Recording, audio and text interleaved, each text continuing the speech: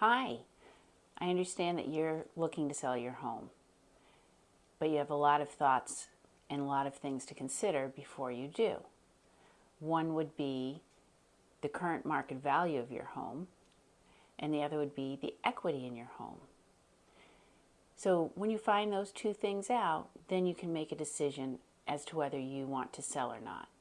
In some cases, you're relocating and you have to sell no matter what. But if you have a choice and you're trying to figure out the best steps, then call a real estate agent, have them give you a current market evaluation of your home.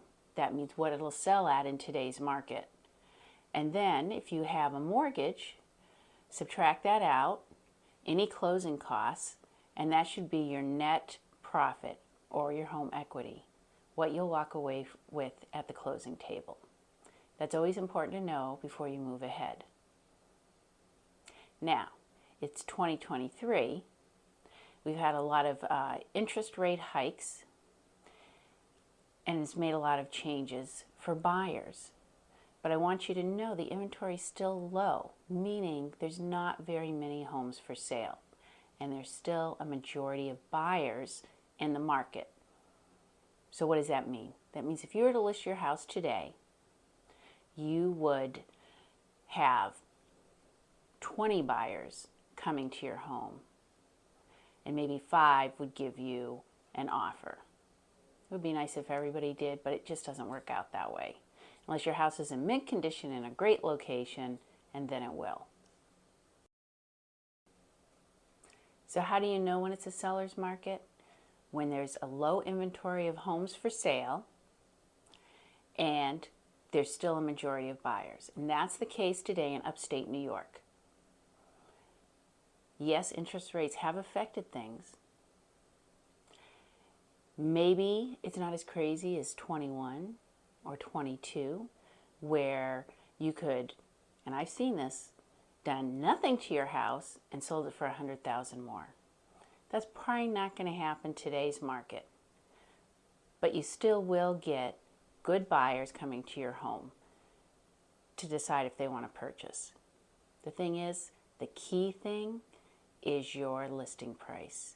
If you overvalue your home, in other words, I give you a current market analysis of $300,000 and you come back to me and say, oh no, I know it's going to go for $350,000, okay?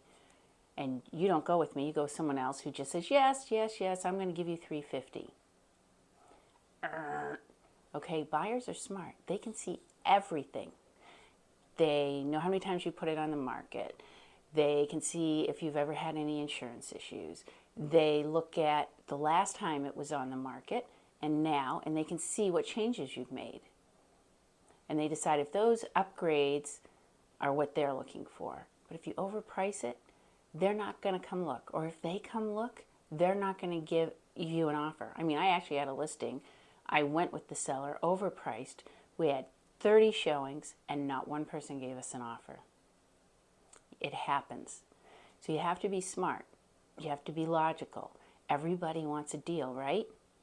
So price it a little lower, not much. Bring them all in. They're all going to think they're getting a deal, and you'll have multiple offers. It works. Trust me on this. I'm in this business every single day.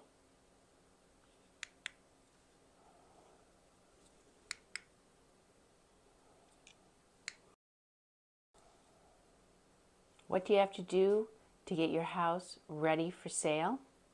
You have to declutter. I know you hear that all the time, but you want things like this are fine. You just don't want things stuck in between.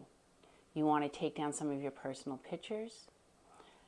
I hire a photographer, a professional photographer, to come take pictures of your home when we're ready to go.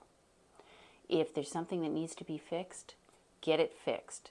Because when home inspections come, the buyer's either going to think that you don't maintain your home, or they're going to try to nickel and dime you.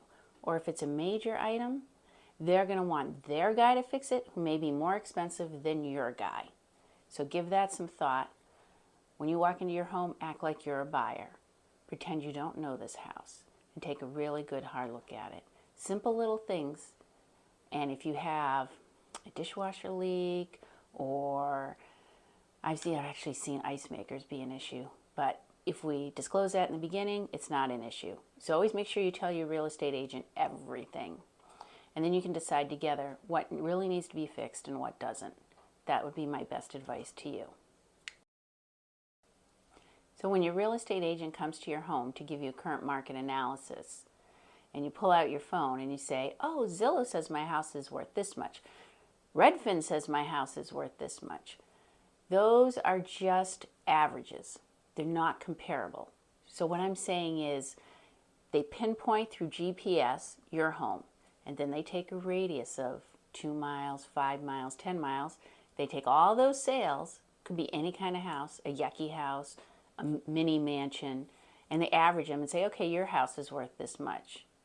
But that's not really how it works. So when the agent or myself come to your house, we do a walkthrough. We walk around the outside, the inside, and before we even get there, we've already pulled up sales and pending sales and homes for sale around your area to see how they've sold. And then we'll give you an idea of how much your house will sell on market. And then we'll make a marketing plan. We will show you, I will show you the houses that I looked at so that you can see that they are comparable. Bathrooms, bedrooms, kitchen upgrades, condition, all those things are important.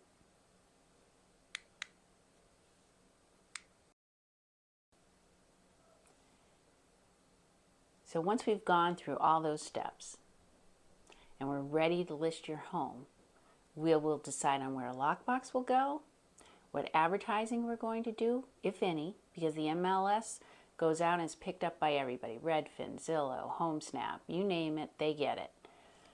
I'll do videos, put them on my YouTube channel, I'll put them on Facebook, Instagram, and draw more buyers.